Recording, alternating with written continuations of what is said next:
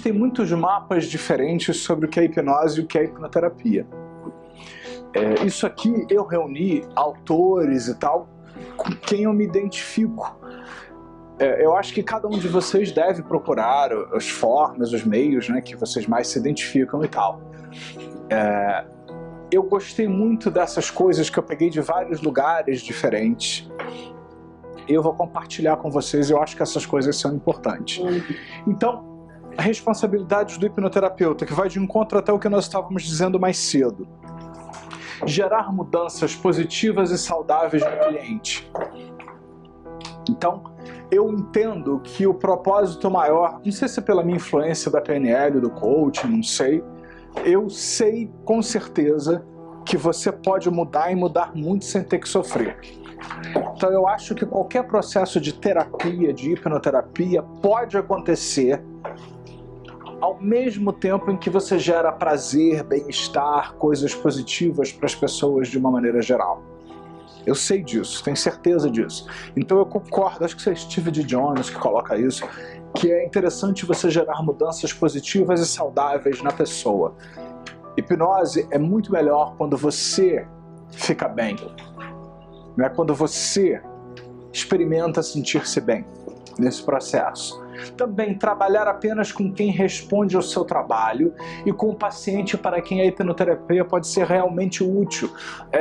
Eu não acredito que hipnose é para todo mundo, embora eu acho que é muito bom todo mundo experimentar. Engraçado, todo mundo que eu apresentei hipnose e gostou, essas pessoas sempre voltam para mais. Mas assim, talvez algumas pessoas, o mapa dessas pessoas não seja fazer um trabalho desses de fechar os olhos e relaxar e tal. Eu tenho clientes que preferem fazer um trabalho mais conversando comigo, ao invés de fazer um trabalho de hipnose. Então tá bom. Então a gente não faz hipnose, a gente bate um papo. Só que às vezes eu fico sonolento, bocejo, e eu tenho um cacoete no pé às vezes que eu vou ancorando, às vezes sem querer, lógico, né? E as pessoas vão mudando seus estados, experimentando coisas diferentes, né? Mas nós temos que ver o que funciona, né? Porque tem algumas pessoas que não querem mesmo, e aí eu acho que talvez a hipnose não seja para essas pessoas. Eu acho que tem muita gente desinformada sobre o que é hipnose e hipnoterapia. Muita gente rejeita a princípio a ideia da hipnose porque não sabe o que é. E quando muita gente diz assim, não, eu não quero fazer hipnose não, mas eu quero fazer igual aos seus vídeos lá. Eu digo, mas aquilo é hipnose, né? Então eu quero fazer hipnose. Eu já vi isso várias vezes assim, porque existe aquele estereótipo da hipnose de palco, da subjugação do outro, né? Eu vou subjugar você, eu dominar você, obrigar você a fazer coisas que você não quer fazer. E isso eu não quero. De que bom que você não quer isso, porque é saudável, para mim é saudável você não querer isso, né? Porque para mim não é prova de nada você passar por esse papel aí. Para mim é muito mais interessante quando você mergulha dentro de você agora e a partir desse momento acessa recursos internos diversos e conecta aprendizagens com tudo aquilo que você vem ouvindo, vendo, não só aqui, mas em outros lugares, eu ia dizendo para um cliente em transe, turma. E essas pessoas foram então conectando as aprendizagens que eu estava fornecendo para a mente ainda consciente, com outros aspectos aprendidos em outros níveis. Então a gente precisa perceber quem responde, turma, à hipnose agora, ou quem ainda responde a outra coisa, né? Estabelecer metas sólidas, produtivas e razoáveis, dando tempo para que o cliente experimente o processo. Porque, assim, tem muitas pessoas que pensam assim, não, faz hipnose comigo e nós vamos resolver todos os problemas da humanidade na hipnose.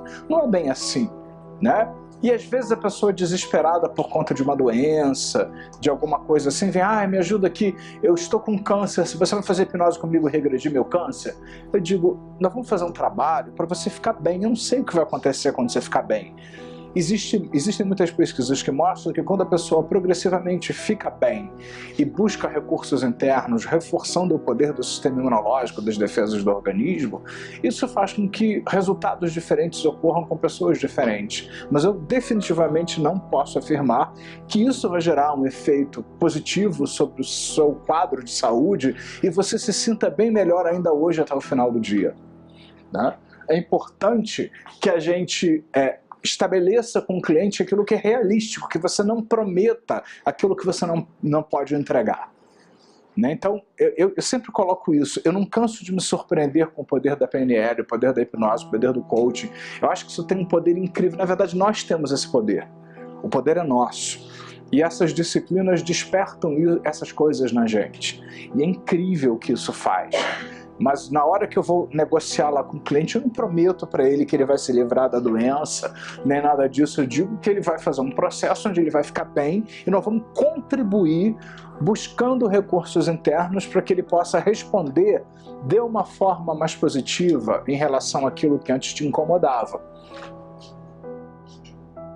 Né, eu já mudei, né? Para o cliente agora te incomodava, né? Isso é muito interessante. Você vai falando com tanta naturalidade que você muda o sujeito.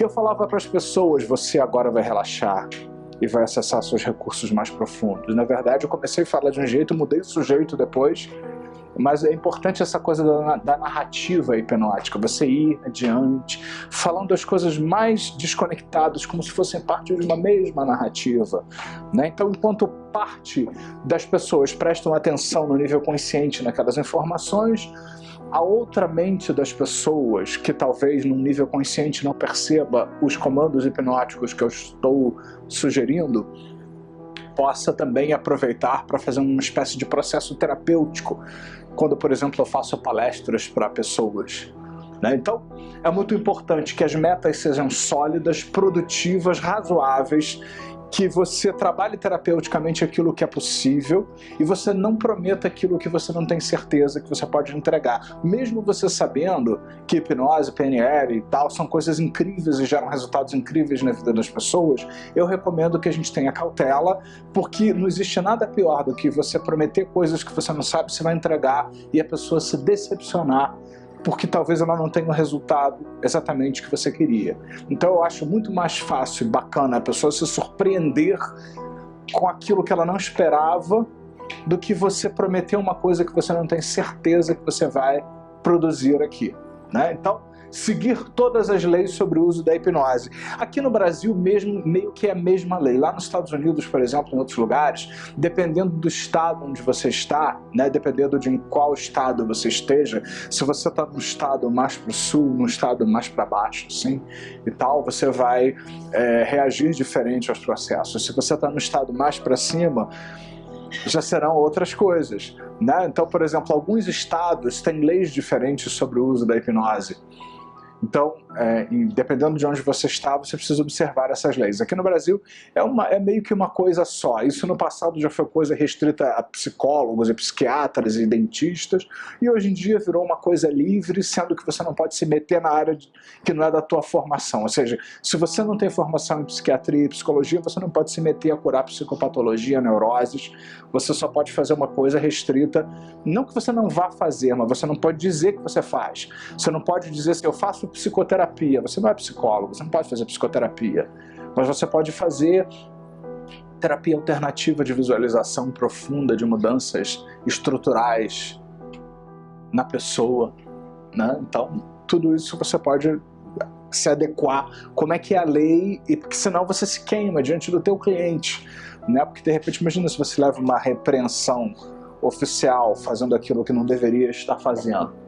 Então, sempre que o paciente estiver em tratamento médico, procure conversar com o médico sobre o caso quando a hipnoterapia tiver relação com questões médicas. Isso é uma coisa muito importante, tá? Quando existe essa abertura, né? Você tentar conversar com o médico, buscar o parecer médico a respeito daquilo ali, né? Porque várias vezes as pessoas procuram, elas têm uma condição. Vamos supor, né? Se alguém está fazendo um tratamento cardíaco, né? E a pessoa tem pressão alta, então é interessante conversar com o médico dessa pessoa para saber como é que aquilo se manifesta na vida da pessoa, em quais momentos, se o médico estaria disposto a conversar a respeito daquilo com o hipnoterapeuta, seria muito interessante para que você ajuste aquilo que você está fazendo ao tratamento que já está sendo feito para a pessoa e dessa forma buscar uma qualidade de vida ainda melhor. E adaptar o processo às necessidades e características de cada cliente, isso que eu tenho falado desde o início. Cada um tem uma característica especial, cada um tem uma necessidade, tempo de hipnose, cada um vai demandar uma linguagem diferente, um tempo de exercício. Como eu te falei, tem alguns clientes que eu faço hipnose 20 minutos, tem outros que eu faço a sessão inteira, tem uns que eu faço uma sessão de terapia e outra de hipnose. Então você precisa perceber, conversar com o seu cliente, nós vamos ver isso aqui, né, no processo, entrevistar, saber o que funcionou, calibrar, ver o que a pessoa gostou mais, o que gostou menos.